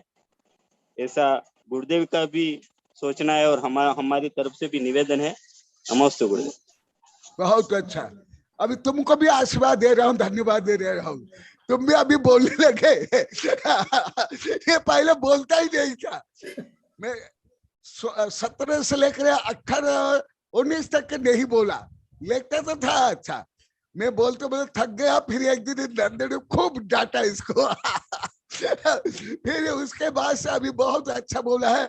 संदर्भ के अनुसार विनम्रता से, शालीनता से, समन्वय से, दूसरों को आदर देते हुए जो आप बोल रहे हो, आपके लिए भी, मधु के लिए भी आशीर्वाद। और हमारे प्रोफेसर टीकम चंद जी आज बहुत अच्छा बोले, क्योंकि तुमने तो आज ही पहले ही बोल दिया, ये नंगा साधु क्या जानते हैं, ये तो प्रभु नाम जपना परामला अपना करने वाले, ये क्या कानून, क्या राजनीति, क्या विज्ञान, क्या आधुनिक न जानते हैं। तो मेरे वैज्ञानिक के शिक्षा से आप लोग को ज्ञात हो गया जैन धर्म कितने विज्ञान से भी आगे। हाँ, और प्रोफेसर टिकमचंद से ज्ञान हो गया जैन धर्म के जो कानून, राजनीति, नीति, नियम कितना आधुनिक, समस्त पूरी पृथ्वी के, यहाँ तक कि मैं संयुक्त राष्ट्र संघ के भी जो कानून में पढ़ा हूं उससे भी आगे, जो मैं बीच बीच में बता आगे बताऊंगा, यहाँ तक अभी पहुंच नहीं है, क्योंकि मानव केंद्रित ही उनका कानून है। परंतु जो सर्वज्ञ का कानून है, जीव धर्मस्तु मंगलम, संपूर्ण जीव के लिए। तो ऐसे विषय आप लोगों को अवश्य पढ़ना चाहिए, सुनना चाहिए, जिससे जैन धर्म की जो महान सिद्धांत हर दृष्टि से उसका गौरव होगा। और जैन धर्म कर्म सिद्धांत जो अभी बताया टिकम जी, कितना परम कानून, संविधान और दंड विधान आप लोग को ज्ञात हो गया। और इस संबंध भी मेरी कई किताब है और कई कविताएं हैं, और रोज एक दो कविता भी आप लोग को सुनना, राजनीतिक, कानून और दंड विधान के लिए। जय महावीर भगवान की। बोधि समाधि परिणाम शुद्धि स्वात्मोपलब्धि शिव सौख्य सिद्धि चिंतामणि चिंतित वस्तु दानीं त्वं वन्द्यमानस्तु ममास्तु देवी। ओम अरर्मुख कमलवासिनी पापात्म क्षम करी श्रुत ज्ञान ज्वाला सहस्र प्रज्वलिते सरस्वती विश्व सर्व पाप महनहन दहद पचपचम छाम छेम छुम छुम छह क्षीर बरधवले अमृत पलवे अमृत साव सावम बम बम हो फट स्वाहा। ओम आम सोईपत्तानम, ओ नमो खेलो सोईपत्तानम, ओ नमो जलो सोईपत्तानम, ओ नमो सब्बो सोईपत्तानम स्वाहा। अभी जैसे टिकमन जी बताए जैन कानून कितने सर्वोपरि है, इसी प्रकार कल रात को मेरे शिष्य वैज्ञानिक राजमल भी ये सिद्ध किए जैन धर्म के सिद्धांत आधुनिक विज्ञान से भी आगे। भले मेरे वेबिनार में मैं जो प्रवचन करता हूँ उस समय तो आप लोग को जो सुनते हो, परंतु जो अलग अलग दिन जो केवल मेरे वैज्ञानिक शिष्यों का रहता है वो भी आप लोग को सुनना चाहिए। अभी तक 4, 5, 6 हो गया, कई हो गया है, परंतु उसमें जो अभी जो दर्शक है वो कम रहते हैं, उनको भी रहना चाहिए।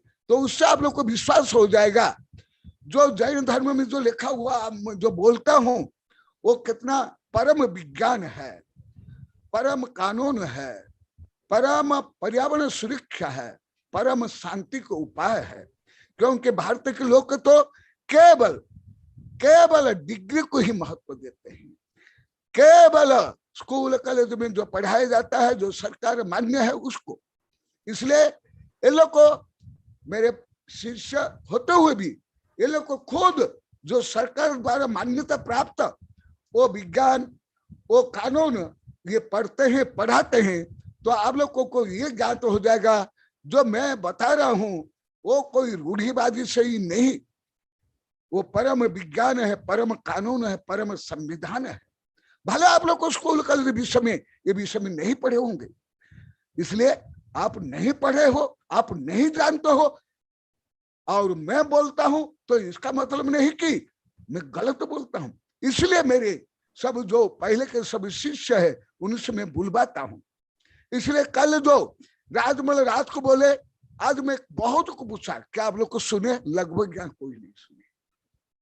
तो कैसे ज्ञात होगा कि आज पूरी पृथ्वी में जो मेरे शिष्य क्या काम कर रहे हैं, और जैन धर्म के व्यापकता, सूक्ष्मता, श्रेष्ठता, फॉरवर्ड द डेट, वैश्विक जो जैन धर्म के सिद्धांत आप लोग क्या समझ आएगा। इसलिए अभी आप लोगों को अंतर्राष्ट्रीय जो कार्यक्रम है उसमें तो रहना ही है। स्वयं वैज्ञानिक राजमल बोल दिए, अभी मधु को तुम बोल देना, वो व्यवस्था हो गई है जो तुमने मुझे बताया है। वो 2 दिन बाद और क्लियर होगा, 1-2 दिन में और क्लियर हो जाएगा कौन सी चैनल रहेगी, कौन सी लिंक रहेगी वो। हाँ, परंतु आप जो बोलो व्यवस्था हो जाएगी। हाँ, व्यवस्था तो हो गई गुरुदेव। हाँ व्यवस्था हप्पावत जी और पारस जी लोहाड़े जी ने सहमति दे दी है और उन्होंने कहा कि गुरुदेव से संबंधित कोई भी कार्य हो प्रभावना का तो हम उसको स्वप्न में भी मना नहीं बोल सकते, ऐसा उन्होंने कहा था। एकदम, ये सब तो पहले से मुझे जानते हैं। ये लोग को कोई अभी के नहीं है, कोई 30 वर्ष है, कोई 35 वर्ष है, कोई 50 वर्ष के भक्त शिष्य है, कोई अभी के नहीं है। वो तो मुझे जानते हैं। अभी जैसे टिकम जी बोले, महावीर जी बोले, अन्य भी बोलते हैं, मेरा भाव व्यवहार ये सब जानते हैं। तो इसलिए मैं अभी जो टिकम जी बोले, हाँ, मैं कनक बाणी नहीं बोलता, मैं सरबत की बाणी बोलता।